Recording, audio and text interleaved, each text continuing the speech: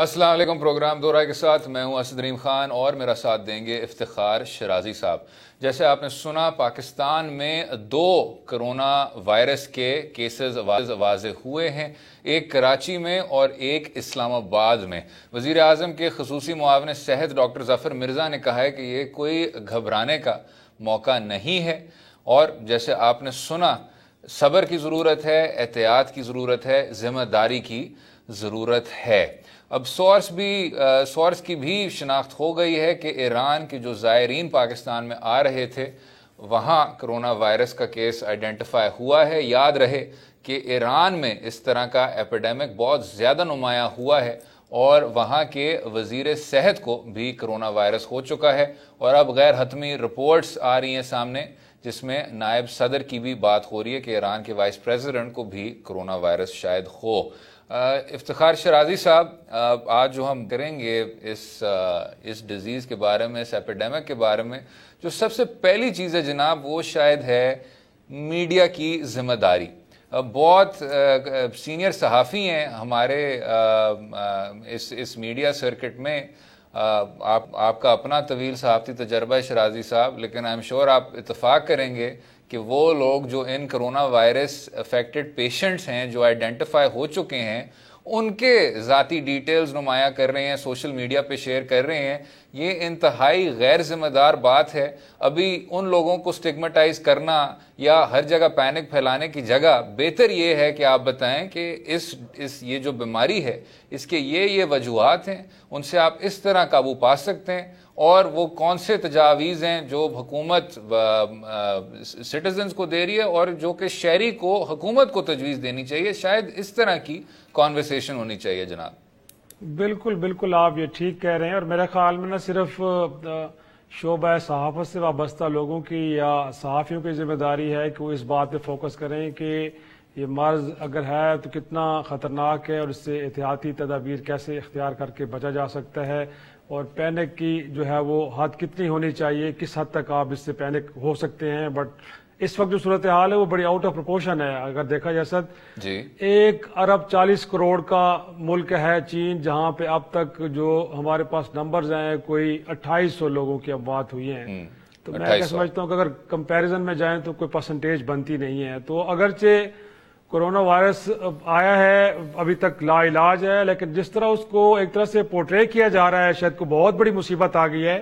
میرا خیال میں اس کو تھوڑا سا دیکھنا چاہیے میڈیا کے اینڈ کے اوپر بھی، اور گورنمنٹس کو بھی چاہیے کہ اس حوالے سے، کیونکہ اب تک جو اتنی ہائپ کریٹ کی گئی اس سے تو لگتا ہے کہ جب آئے گا تو پتہ نہیں کیا کچھ ہو جائے گا. صحیح کہتے ہیں. لیکن آپ دیکھیں کہ اس وقت مطلب 2 ماہ ہونے کو ہے کم و بیش، اور وہاں پہ اگر اموات کی صورتحال یہ ہے، اور ساتھ میں یہ بھی بتایا جا رہا ہے کہ کوئی 40,000 لوگ ہیں کہ جو ریکور کر کے اب اپنے گھروں کو بھی چلے گئے ہیں. تو میرا خیال میں ان چیزوں کے اوپر فوکس کرنے کی ضرورت ہے کہ جو نہیں کیا جا رہا.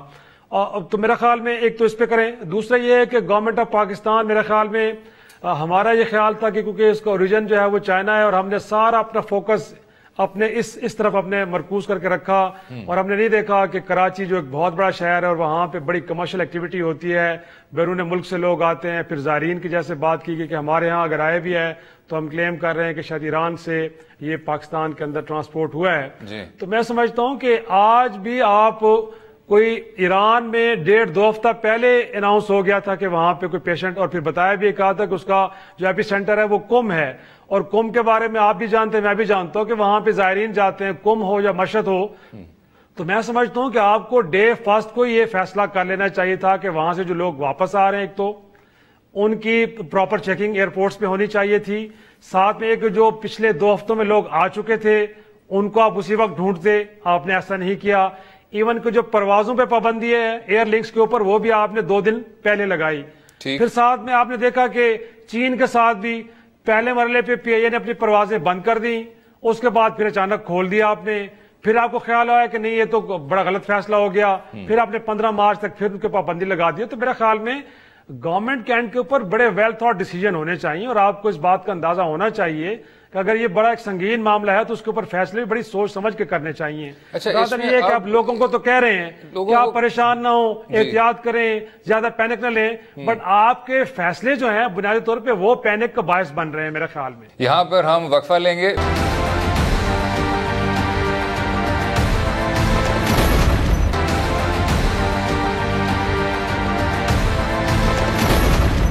ویلکم بیک ٹو دو رائے. فیصلے اگر آپ نے کرنے ہیں جناب تو 100 بار سوچ کے کیجئے اور اس طرح کے لانگ ٹرم فیصلے کریں جو اس چیز کو جانتا ہے کہ آپ کس چیز کا سامنا کر رہے ہیں. میرے خیال سے کرونا وائرس کے حوالے سے کیونکہ شروع میں اتنی کم انفارمیشن تھی، اب زیادہ سے زیادہ لوگوں کو آئیڈیا ہو گیا ہے کووڈ-9 کا، اس ویریئنٹ کا، کہ اس کو کس طرح اس کا مقابلہ کرنا ہے.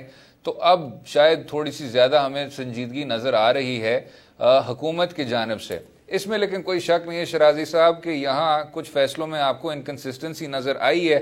اب جو خصوصی معاون ہے ڈاکٹر ظفر مرزا صاحب، وہ آپ نے ابھی زائرین کا ذکر کیا تھا، وہ کہہ رہے ہیں کہ اب ہماری ایک اسٹریٹجی ہے، ہم ایک لاہے عمل طے کر چکے ہیں کہ ان زائرین کو اب بیچز میں آپ آنے دیں گے پاکستان، لیکن اس سے پہلے ان کی سکریننگ ہوگی، ہر حال سے ان کی سکریننگ ہوگی، انٹری پوائنٹس کو زیادہ مضبوط کیا جائے گا، اور یہ تمام پروسیس کرنے کے بعد آپ پھر ان کو اسی طرح بیچز میں آنے دیں گے. کس طرح دیکھتے ہیں جناب؟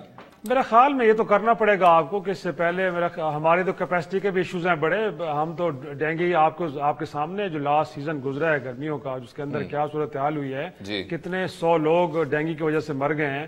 اور وہ تو ایک ویزیبل انسیکٹ ہے نا، جو نظر بھی آ رہا ہوتا ہے کہیں مچھر اڑتا ہوا. یہاں تو صورتحال کوئی ڈفرینٹ ہے، سانس کے ذریعے یا سلائیوا کے تھرو ایک چیز جو ہے وہ ٹرانسمٹ ہو رہی ہے اور دوسرے لوگوں میں پھیل رہی ہے. تو میں سمجھتا ہوں کہ یہ تو اس سے کہیں زیادہ خطرناک صورتحال ہے. تو اس میں تو میرے خیال میں اب 2 ماہ ہونے کو ہے، تو ہماری اسٹریٹجی تو اب بڑی ان پلیس ہونی چاہیے تھی. حالت تو یہ ہے اسد کے اسلام آباد کے اندر پیمز سب سے بڑا اسپتال ہے، اور وہاں پہ بھی جو آئسولیشن کے اندر جو یونٹ بنایا گیا وہاں پہ صرف 12 بستر ہیں. تو خدا نہ خواستہ اگر اس شہر کے اندر جس کو 2 جڑواں شہروں کی آبادی ملا کے کوئی 60-70 لاکھ ہو جاتی ہے، اور یہاں پہ اگر کوئی تعداد کہیں زیادہ ہو تو یہ 12 بستر کیا کریں گے؟ پھر ساتھ میں آپ دیکھیں ظفر مرزا صاحب بڑے اچھے آدمی ہیں، اور کفتان بارڈر پہ بھی 4 روز گزار کے آئے وہ، جی بالکل، لیکن ان کی وزارت پھر نیچے ڈرگ ریگولیٹری اتھارٹی، یہ لوگ کیا کر رہے ہیں کہ آپ کے ملک کے اندر آج آپ دیکھیں، آپ سوشل میڈیا پہ آپ بھی دیکھ رہے ہوں گے کہ یہ جو ماسک ہیں کہیں مل نہیں رہے، کہیں نہیں مل رہے. جو بنیادی ضرورت اس وقت اگر آپ نے باہر موو کرنا ہے یا کوئی انفیکٹڈ آدمی بھی ہے تو اس کو بیسک ریکوائرمنٹ ماسک ہے. جو 180 روپے کا ڈبہ تھا وہ اب کہیں 1300 روپے کا بک رہا ہے، لیکن وہ تو ہم کہہ رہے کہ بک رہا تھا، اب وہ مل نہیں رہا. اور آپ نے فیصلہ کیا آپ نے 2 ہفتے پہلے ایک فیصلہ کیا کہ پابندی تھی اس ملک سے ایکسپورٹ کرنے پہ ماسک پہ، آپ نے وہ پابندی اٹھائی. یقیناً چین کے اندر ایک بہت بڑی سنگین صورتحال ہے، ان کو چاہیے بھی، لیکن آپ نے 2 کروڑ ماسک چائنا ایکسپورٹ کر دی. اور اس بات کا خیال رکھے بغیر کہ خدا نہ خواستہ یہ مصیبت پاکستان میں ہے کہ تم خود کیا کریں گے، اپنے لیے ارینجمنٹس کیے بغیر آپ نے 2 کروڑ ماسک وہاں بھجوا دیے ہیں. اور اس میں بھی مجھے لگتا ہے کیونکہ بڑے سوال اٹھ رہے ہیں کہ کیسے بھجوائے گئے ہیں اور اس کے اندر لوگوں نے کیسے دیہڑیاں لگائیں. تو میں سمجھتا ہوں کہ ان چیزوں کو تو خیال رکھنا چاہیے کہ لوگوں کو آپ ایک طرف احتیاط کا مشورہ دے رہے ہیں، دوسرا خود آپ فیصلے یہ کر رہے ہیں. میں نہیں کہہ رہا، گورنمنٹ کے ڈاکومنٹس پڑھے اسد، جس کے اندر یہ کہا گیا ہے کہ بڑے چپکے سے آپ نے وہ پابندی اٹھائی اور 2 کروڑ ماسک آپ نے چپکے سے چائنا جو ہے وہ ایکسپورٹ کر دیے. اور ملک کے اندر اب شہری اسلام آباد کے اندر صورتحال یہ ہے کہ لوگ مارے پھر رہے پنڈی میں، کراچی میں، جہاں پہ آئیڈینٹیفائی بھی ہو گئے پیشنٹس، اور وہاں پہ آپ کو ماسک نہیں مل پا رہے. تو میرے خیال میں یہ ایک عجیب سلسلہ ہے جناب کہ، اور اس حکومت کا یہ ایک سلسلہ ہے، آپ کو بہت دیر سے نظر آ رہا ہے کہ جو اس طرح کی بیسک کموڈیٹیز ہیں اس میں آپ پہلے ایکسپورٹ کرتے ہیں، پھر یہاں ایک بہت بڑا بحران نظر آ جاتا ہے آپ کو.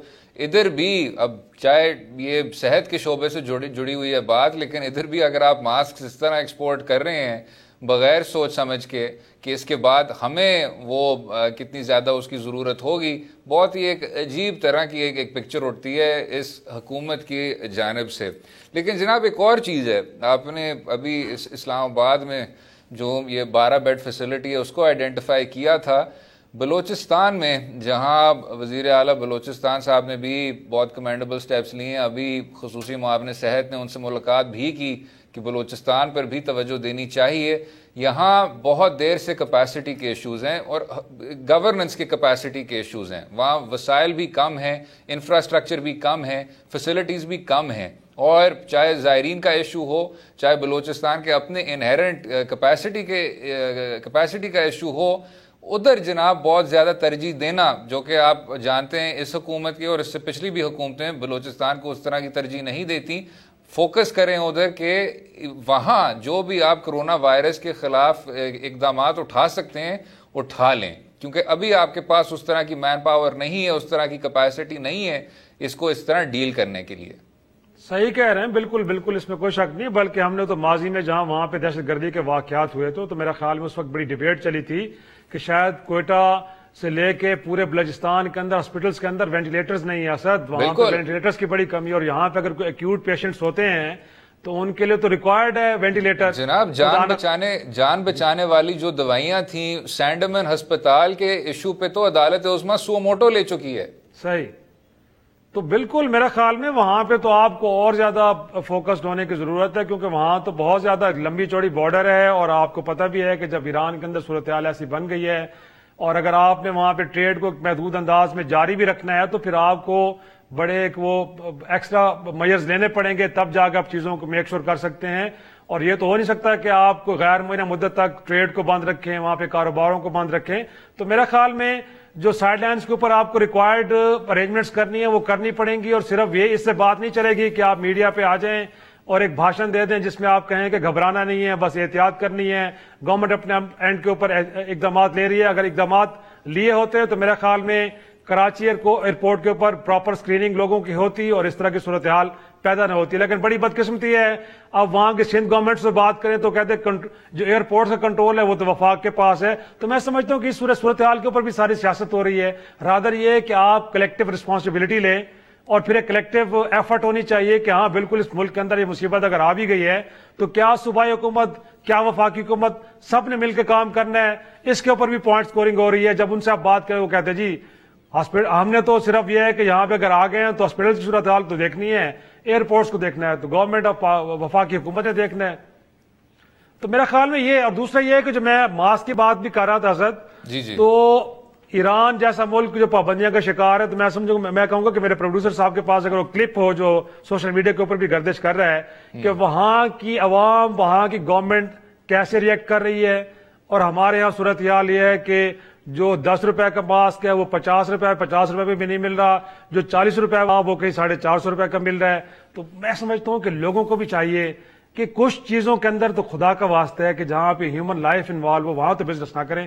دیکھ لیتے ہیں جی کراچی میں سے کہ ایک ماسک کا ڈبہ جو کہ 180 روپے یا 200 روپے کا تھا ابھی 1000 روپے کا, 1700 روپے کا, 2000 کا بیچا جا رہا ہے. میں اس وقت ایران میں موجود ہوں. ایرانیوں کا یہ ساتھ دینا اور یہ کام کرنا آپ خود حیران رہ جائیں گے کہ انہوں نے کیا کیا. جب ہم باہر نکلے یہ دیکھیں انہوں نے مجھے جو سامان دیا ہے, یہ ماسک بالکل فری دیا ہے, روڈ پہ تقسیم کر رہے تھے, چھوٹے چھوٹے بچے تھے جو تقسیم کر رہے تھے. یہ دستانے بھی انہوں نے ہمیں فری دی ہیں, یہ والی میڈیسن بھی انہوں نے ہمیں فری دی ہیں. کہ ایران میں اس طرح کی کارروائی کی جا رہی ہے, لیکن یہ بھی دیکھنا ہوگا شرازی صاحب کہ ایران میں جو مسئلہ ہے وہ بہت زیادہ پھیل چکا ہے, ادھر ایک بہت زیادہ سیریس ایشو ہے, اور ابھی پاکستان پھر بھی کچھ it's a few steps behind.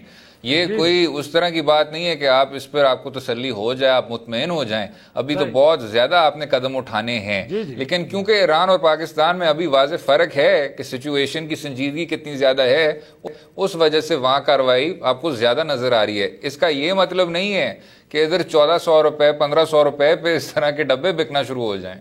ہاں نہیں ہے, میں یہی تو کہہ رہا ہوں کہ کم از کم اس معاملے پہ آپ آٹے کے اوپر ضرور بزنس کریں بھائی, چینی پہ ضرور کریں, باقی چیزوں پہ کریں, لیکن خدا کا واسطہ ہے یہ تو ایک آفت الہی ہے یار, ایک بیماری آئی ہے. اس بیماری کو لے کے بھی اگر آپ ہورڈنگ کر رہے ہیں, آپ چھپا رہے ہیں چیزوں کو, اگر پڑی بھی ہیں کہیں پہ, اس انتظار میں ہے کہ جب یہ ایپیڈیمک اپنے پورے عروج پہ جائے گی اور لوگوں کو بہت زیادہ شدت سے چیزوں کی ضرورت ہوگی تو اس وقت ہم شاید جو 50 روپے کے بجائے ہم 150 میں وہی 10 روپے والا بیچیں گے. تو میں نہیں سمجھتا کہ یہ کوئی اچھی اپروچ ہے. اور پھر گورنمنٹ کینٹ کے اوپر بھی میرے خیال میں, اور پھر ڈرگ ریگولیٹری اتھارٹی ان کا بھی ایک رول ہے, ان کے ساتھ جو میڈیکل سٹورز ہیں ان کے ساتھ جڑے ہیں, اور جو میڈیسن سے کاروبار کرنے والے لوگ ان سے جڑے ہیں. میں سمجھتا ہوں کہ اس وقت اس ایشو کو بھی ایڈریس کرنے کی ضرورت ہے, اگرچہ چھوٹا ہے اپنی جگہ پہ, لیکن کم از کم ایک بڑا پازیٹیو میسج عوام کو بھی جانا چاہیے کہ وہ ان کو مطلب ہے کہ ان مافیاز کے رحم و کرم پہ نہیں چھوڑا گیا, رادر یہ کہ اسٹیٹ چیزوں کو دیکھ رہی ہے. تو یہ ایک چیزیں دیکھنے والی ہیں, لیکن اگین بڑی افسوس سے کہنا پڑتا ہے کہ جب بھی کوئی کرائسس آتے ہیں لوگ اس کو بھی اپنی اپرچونٹی کے طور پہ بزنس اس کے اندر سے نکالتے ہیں. رادر یہ ہے کہ وہاں پہ ایک رفاع عامہ کا کام کرنا یا اسٹیٹ کو ہیلپ کرنا, لوگوں کو ہیلپ کرنا, بڑی بدنصیبی ریاست کی وہ چیز نظر نہیں آتی ہے. نہیں جناب، ابھی حکومت کی اولین ترجیح ہونی چاہیے کہ آپ رسائی بڑھائیں، ان تک آپ رسائی بڑھائیں عام آدمی کے لیے، اور بلوچستان پہ ذرا توجہ دیں. کراچی شہر، اسلام آباد شہر پہ آپ کام کر رہے ہیں، لیکن ادھر بھی اگر صرف 12 بیڈ کی کوارنٹین فیسلٹی ہے تو وہ زیادہ نہیں ہے. ابھی بھی پاکستان، اگر آپ ہمارے یہ دونوں ہمسائے ہیں چین اور ایران، ان سے نسبتاً بہتر ہے، سچویشن ابھی تک کنٹرول میں ہے. آپ ایک ایسے وہ اقدامات ابھی لے لیں کہ سچویشن اسی طرح محدود رہے. اور یہ بھی جناب جاتے جاتے بتا دیں، اس کے سمٹمز جو ہیں بخار، کھانسی، زکام، سانس کم آنا، اور اس کو آپ پریونٹ کر سکتے ہیں ہاتھ دھونے سے. اگر ہاتھ نہیں دھوئے تو آنکھوں کو، ناک کو اس طرح آپ ہاتھ نہ لگائیے گا. جو لوگ جو بیمار ہیں ان کے ساتھ کلوز کانٹیکٹ میں مت رہیے گا. اگر ٹیشوز استعمال ہوئے ہیں تو ان کو آپ ذرا ڈسکارڈ کر دیں. یہ کچھ 6-7 نکات ہیں. حکومتی سطح پہ تو افتخار شرازی صاحب نے بہت اچھے تجویز دیے ہیں اور تعمیری اقدامات کا ذکر کیا ہے. اگلے حصے میں بات کریں گے کچھ بین الاقوامی امور کی. ہندوستان میں جو کچھ دیکھنے کو مل رہا ہے، نریندر مودی کا جو ایک منصوبہ تھا ہندوتوا، انتہا پسندی کا، وہ کس طرح اب اپنے عروج پر پہنچ چکا ہے دلی میں. رہیے گا ہمارے ساتھ.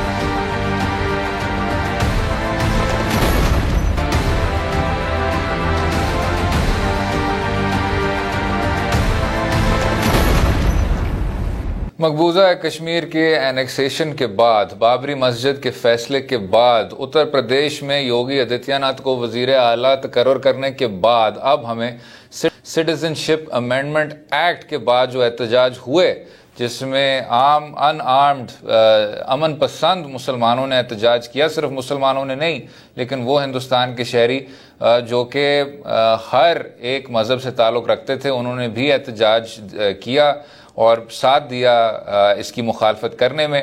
نہ صرف ان پر ہمیں تشدد دیکھنے کو ملا، لیکن اب دلی میں پورے طور پہ ہمیں رائٹس کا مظاہرہ نظر آ رہا ہے. جو ویژولز نظر آ رہے ہیں بین الاقوامی میڈیا میں تو ایسے پورٹرے کیے جاتے ہیں جیسے ہندو اور مسلمان کے بیچ فساد ہو رہا ہے، یا ہندو اور مسلمان دونوں ایک دوسرے پر تشدد کر رہے ہیں.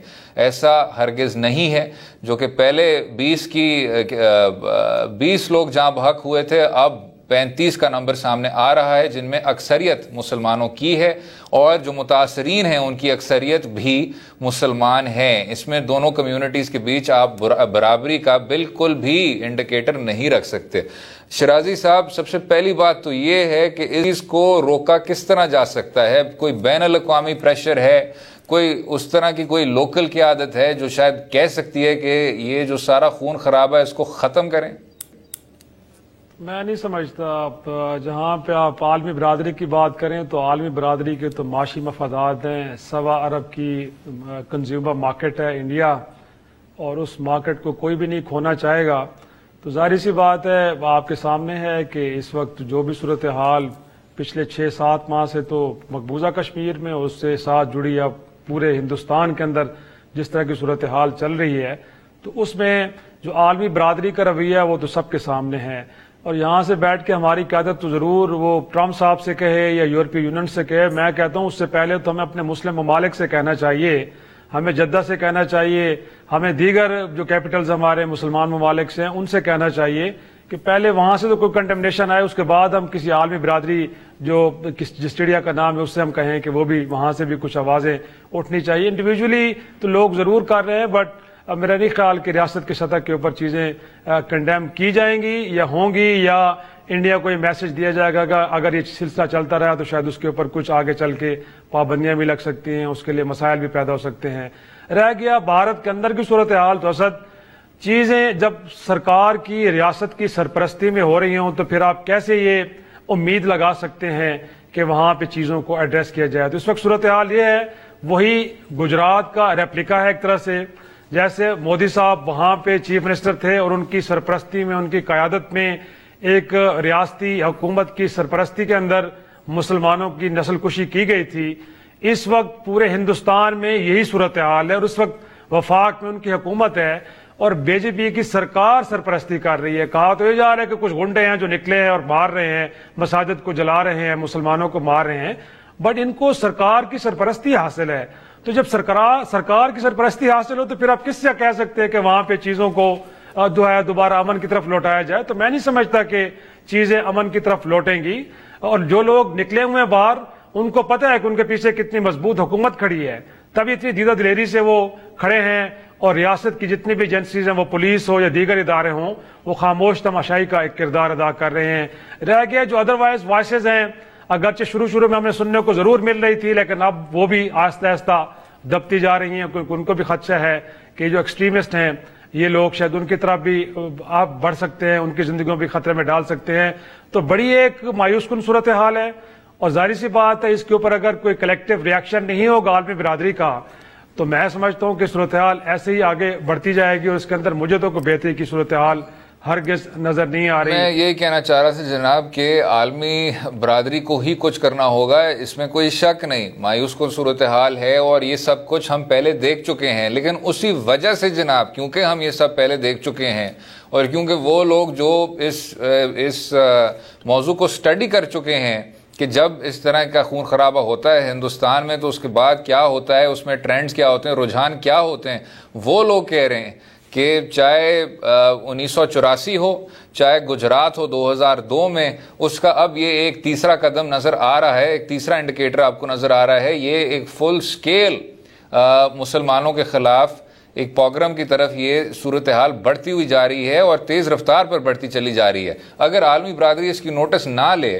تو ہم اسی طرح کے ایک ایتھنک کلینزنگ کے جو ایج ہے جناب, اس پہ ہم ابھی کھڑے ہیں, اور جلد از جلد اس طرح کی چیز دیکھنے کو ملے گی اگر آپ اس طرح نوٹس نہیں لیں گے. اور ماضی میں ہو چکا ہے ایسا شرازی صاحب, چاہے وہ یورپین یونین ہو, چاہے وہ امریکہ ہو, آپ جتنے بھی آپ ایگزامپلز دے دیں, مثال دے دیں, آپ روانڈا آپ لے لیں, آپ سربیا لے لیں. سربیا میں بھی جو کچھ ہوا وہ پھر بہت بعد میں ہوا بوسنیا کے مسلمانوں کے لیے, لیکن چلیں آخرکار ہو تو گیا. جب تک عالمی برادری اس طرح کی نوٹس نہیں لے گی, کچھ کرے گی نہیں, کوئی بات نہیں کرے گی کارروائی کی, تو ہم اسی چیز کی طرف بڑھتے چلے جا رہے ہیں. ان پہ میرے خیال سے اب فرض بنتا ہے کہ نہ صرف کچھ کہیں, کسی کارروائی کی بات کریں, نوٹس لیں. صحیح کہہ رہے ہیں, میرا خیال میں بڑے ڈوئل سٹینڈرڈز ہیں, اور یہی وجہ ہے کہ اس کو اب آپ کے سامنے ہیں چیزیں. مسلمان ممالک میں اس طرح کے کوئی ایکٹ نظر آئیں تو آپ ان لوگوں کے لیے جو ٹرم یوز کرتے ہیں ایکسٹریمسٹ کی یوز کرتے ہیں, آپ ان کے لیے ٹیررسٹ کی آپ ٹرم یوز کرتے ہیں. کیا آج جو دلی میں ہو رہا ہے یا ہندوستان کے دیگر علاقوں میں جو کچھ ہو رہے ہیں ایکشنز, کیا یہ ایکسٹریمزم نہیں ہے؟ کیا یہ ٹیررزم نہیں ہے؟ کیا آپ کو نہیں چاہیے کہ جو ذیلی تنظیمیں ہیں, وشو ہندو پریشد ہے یا باقی اس طرح کی دیگر تنظیمیں ہیں, کیا اس کو آج UN امبریلا کے نیچے ان کو ٹیررسٹ تنظیمیں ڈکلیئر نہیں کرنا چاہیے؟ ہاں, اگر پاکستان جیسا شاید کمزور ملک جیسے ہماری کو آواز اس فورم پہ نہیں سنی جاتی, لیکن سعودی عرب ہے, ٹرکی ہے, یا اس طرح کے دیگر اسلامی ممالک ہے, کیا ان کو کس طرح کی ریزولوشن موو نہیں کرنی چاہیے جس میں یہ نقطہ اٹھانا چاہیے؟ ہمیں امریکہ سے تو کوئی بڑی امید نہیں لگانی چاہیے, اگرچہ ہم یہاں پہ بڑی بغلیں بجاتے ہیں کہ جب وہاں سے ٹرمپ صاحب یہ فرماتے ہیں کہ جی کشمیر کے اوپر وہ ثالثی کے لیے تیار ہیں, اگر دونوں فریق راضی ہو جائیں تو وہ اس کے لیے انیشیٹو لے سکتے ہیں, تو ہم بڑے خوش ہو جاتے ہیں, ہمیں لگتا ہے کہ شاید کشمیر کا مسئلہ حل ہونے جا رہا ہے. میں سمجھتا ہوں کہ مسلمان ممالک کو بالخصوص اس معاملے پہ کوئی انیشیٹو لینا پڑے گا, اور اگر ہم یورپین کیپٹل سے یا امریکہ سے امید لگا کے بیٹھے رہے ہیں تو پھر اسی طرح دلی اور باقی بھارت کے حصوں میں قتل عام مسلمانوں کا ہوتا رہے گا اور کچھ نہیں بدلنے والا. اور جو سب سے تشویشناک بات ہے شرازی صاحب, جس کی میرے خیال سے اس طرح کی بات نہیں ہو رہی جس ہونی چاہیے, وہ یہ ہے کہ دلی میں یہ سب کچھ ہو رہا ہے جبکہ عام آدمی پارٹی نے وہاں بی جے پی کو پوری طور پہ ہرایا ہے. اور بہت آپ کو اب انڈین کامنٹیٹرز نظر آ رہے ہیں جو کہہ رہے ہیں کہ یہ سب کا سب ایک پلان ہوا ہے, امت شاہ دلی کے لوگوں سے بدلہ لے رہا ہے کہ آپ نے اگر اس طرح کے لوگوں کو منتخب کرنا ہے تو آپ اسی طرح پھر بے یار و مددگار رہیں, ہم آپ کو نہیں بچائیں گے. اور ایگزیکٹ آپ نے یہ اسٹریٹجی ماضی میں بھی دیکھی ہے ہندوستان میں, جہاں جب اس طرح کی قتل و غارت ہوتی ہے تو اس طرح کی فار رائٹ سیاسی جماعتیں ہی پھر منتخب ہوتی ہیں, چاہے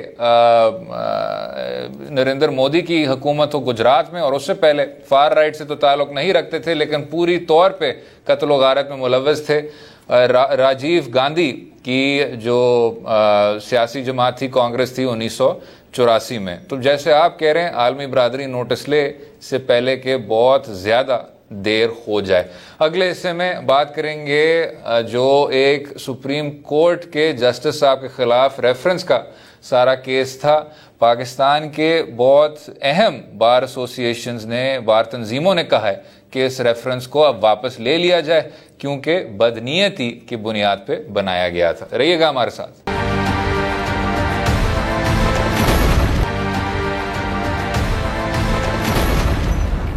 welcome back to Do Raaye. Supreme court bar association اور پاکستان بار کونسل، پاکستان کے دو اہم ترین بار تنظیموں نے کہا ہے کہ جو سپریم کورٹ کے جسٹس قاضی فائز عیسیٰ صاحب کے خلاف حکومت وقت نے ریفرنس دائر کیا تھا، بری نیتوں کے بنیاد پر دائر کیا تھا اور اس کو بنایا تھا، اور اس وجہ سے اب ان کو یہ ریفرنس واپس لے لینا چاہیے. بار تنظیموں نے اس بات کا بھی ذکر کیا کہ سابق اٹارنی جنرل فار پاکستان انور منصور خان صاحب نے اسی سلسلے میں استعفیٰ دیا تھا، اور جو نئے اٹارنی جنرل فار پاکستان ہیں خالد جاوید خان صاحب، انہوں نے بھی کہا کہ میں اس ریفرنس سے اپنے آپ کو ریکیوز کرنا چاہتا ہوں. جناب شرازی صاحب کس طرح دیکھتے ہیں سر، یہ جب ریفرنس دائر ہوا تھا تو متنازع تو تھا، تب بھی بہت اس طرح کے سوالات اٹھائے گئے تھے کہ پروسیجر کس طرح کا اپنایا گیا تھا اور کیا اس کے پیچھے وجوہات تھے، کس طرح دیکھتے ہیں؟ میرا خیال میں حکومت کے لیے ایک بہت بڑا امتحان ہے کہ ایسے میں کہ جو ایک اٹارنی جنرل ہیں وہ رادر یہ ہے کہ کیونکہ آپ تو اگین لا کا بیک گراؤنڈ ہے، چیف لا آفیسر ہوتا ہے کسی بھی حکومت کا اٹارنی جنرل آف پاکستان، اور وہ اگر اپنے جو بھی ایک ریفرنس لے کے گئے ہیں وہ وفاق کے نمائندے کے طور پر اس کا دفاع کرنے کے بجائے کنٹروورسی کریٹ کر کے تو اس کے بعد وہ استعفیٰ دے کے گھر چلے جائیں، اور اس کے بعد اب اس میں دیکھا جائے تو ایپلیکینٹ تو ریاست پاکستان بلکہ وفاقی حکومت ہی ہے نا، عمران خان صاحب پرائم منسٹر آف پاکستان ہے نا، انہوں نے ایک طرح سے آپ کہہ سکتے ہیں کہ ان کی اونرشپ اس ریفرنس کی. تو میں بڑا حیران ہوتا ہوں اسد کہ اس پرائم منسٹر کا جو چیف لا آفیسر ہے، جو نیا اٹارنی جنرل آف پاکستان آئے ہیں خالد جاوید صاحب، اگر وہ ریفیوز کر رہے ہیں کہ اس کے اندر وہ ریاست پاکستان کی جانب سے، حکومت پاکستان کی طرف سے وکیل کے طور پہ پیش نہیں ہونا چاہتے، تو میں اس کا مطلب تو یہ لوں گا نا کہ وہ اس کو ڈسون کر رہے ہیں، اور وہ شاید کہیں نہ کہیں ڈیفر کر رہے ہیں، یا ان کو لگتا ہی ہے کہ اس معاملے میں ان کو نہیں پڑھنا چاہیے. تو اگر پرائم منسٹر کے ریفرنس کو ان کا چیف لا آفیسر ڈسون کر رہا ہے، اور ساتھ میں جیسے آپ نے بھی بتایا کہ ملک کی جو بڑی باڈیز ہیں وکلاء کی، وہ بھی اب اس مطالبے کے ساتھ میدان میں آ گئی ہیں، رادر وہ تو اس سے بڑا مطالبہ بھی کر رہے ہیں، وہ تو کہہ رہے ہیں کہ شاید فروغ نسیم صاحب کو بطور وزیر قانون بھی استعفیٰ دے دینا چاہیے، جو کنٹروورسی پیچھے بنی ہے اس ریفرنس کو لے کے. تو میں سمجھتا ہوں کہ بڑی مشکل صورتحال ہے، اور اب تو یہ دیکھنا پڑے گا کہ کیا یہ ویل تھاٹ ڈیسیژن تھا، کیا وہ سارے مدرجات پرائم منسٹر آف پاکستان کی نظروں سے گزرے ہیں، کیونکہ تاریخ کل کو انہی سوالوں کے جواب ڈھونڈنا چاہے گی. اسد اس سے پہلے بھی آپ کو یاد ہو کہ جب افتخار چودھری صاحب کے خلاف چیف جسٹس پاکستان کے خلاف یہ معاملہ آیا تھا تو اس کے بعد بھی سوال تو یہی اٹھے تھے کہ چیزیں کہاں سے انیشیٹ ہوئی، کیا اس کے اندر کوئی سبسٹنس تھا بھی تھا کہ نہیں تھا، کیا وہ پولیٹیکلی موٹیویٹڈ تھا، اس کے پیچھے محرکات کیا تھے. جناب اس پہ میں جی بتائیں. جی فائز عیسیٰ کے معاملے پہ بھی میرا خیال میں یہی سوال اب میرا خیال میں جن کے جواب ڈھونڈنا، کیونکہ اب لگتا ہی ہے کہ مجبوراً یا تو آپ کو دفاع کرنا پڑے گا، اور آپ کے پاس اگر کوئی بڑے سٹرانگ پوائنٹس ہیں تو پھر آپ دفاع کریں، اور نہیں ہے تو پھر جو بڑی دو باڈیز ہیں وکلاء کی، ان کی بات کو آپ کو سننا پڑے گا، اور آپ کو پھر جو ہے وہ اس ریفرنس کو ودرا کرنا پڑے گا. اچھا، میں اس بات پر تھوڑا سا یہ اختلاف کروں گا جناب کہ جو نئے اٹارنی جنرل صاحب آئے ہیں انہوں نے تو یہ کافی اچھے اقدامات لیے ہیں. آپ کو یاد ہوگا شرازی صاحب، ہم نے شو پہ بھی وہ ڈسکس کیا تھا کہ جو سابق اٹارنی جنرل صاحب تھے انہوں نے اس طرح کی سٹیٹمنٹس دی تھیں جو کہ رپورٹ ہو ہی نہیں سکتی، تو ہم اس میں نہیں پڑھتے. لیکن عدلیہ کو اس طرح ڈس یونائٹ نہیں کرنا چاہیے. یہ پاکستان کی تاریخ بھی اس بات کی گواہ ہے کہ ہمارے لیے ایک متحد اور یکجہت جو عدلیہ ہے، ایک آزاد خود مختار عدلیہ بہت ہی اچھی چیز ہے، ریاست کی ایک بنیاد ہے. نئے اٹارنی جنرل صاحب نے کہا کہ میں اس ریفرنس کی جو پروسیڈنگز ہیں اس سے اپنے آپ کو ریکیوز کرتا ہوں. اب اس میں نہ تو ڈسونمنٹ ہے, اس میں صرف یہ ہے کہ میں اس چیز میں پڑھ نہیں سکتا کیونکہ اس میں شاید کوئی کانفلکٹ ہو اور اس وجہ سے اس کے ساتھ آپ آگے بڑھ نہیں سکتے. ساتھ میں یہ بھی کہا انہوں نے کہ یہاں کوئی سیاسی ایسوسیشن سامنے نہیں ہے, میری کوئی اس طرح کی سیاسی افیلیشن نہیں ہے. تو یہ دو نکات بڑی یہ اچھی چیزیں ہیں شرازی صاحب. آرٹیکل 100 کے تحت آپ کو پتہ ہے یہ کانسٹیٹیوشنل پوزیشن ہے, اٹارنی جنرل کو اسی طرح آزاد ہونا چاہیے, اٹانومس ہونا چاہیے. اور ہمیں بہت دیر سے نظر آ رہا ہے کہ کچھ ایسی وزارتیں ہیں یا کچھ ایسے لوگ ہیں جو سمجھتے ہیں کہ شاید اٹارنی جنرل فار پاکستان ایک ایسی پوزیشن نہیں ہے, ایک ریفلیکسو پلیس ہولڈر ہے, وہ صرف آگے حکومت کا بیانیہ سامنے رکھ دیتی ہے. ایسی بات نہیں ہے. کنسیڈرڈ اپروچ لیں, بتائیں کہ قانون کیا ہے اور اس چیز کی روشنی میں پھر فیصلہ کریں. تو یہ شاید خوش آئند بات ہے, لیکن یہ اس سے کوئی آدمی اختلاف نہیں کر سکتا. شرازی صاحب آپ نے جو بات کی کہ اگر یہ ریفرنس آپ کا سیریس ہے تو کر لیں اس کی دفاع, لیکن بہتر یہ ہے کہ اس کو زیادہ آپ متنازع نہ ہونے دیں. جو بھی آپ نے اپروچ لینا ہے اس کو آپ سیریسنس کے ساتھ اور ایون ہینڈڈنس کے ساتھ کریں. پہلے سے یہ پروسیس بہت زیادہ متنازع ہو گیا ہے. درست. امید ہے آپ کو آج کا پروگرام پسند آیا ہوگا. مجھے اور افتخار صاحب کو اپنی رائے سے بھی آگاہ کیجیے اور اجازت دیں. کل تک خدا حافظ.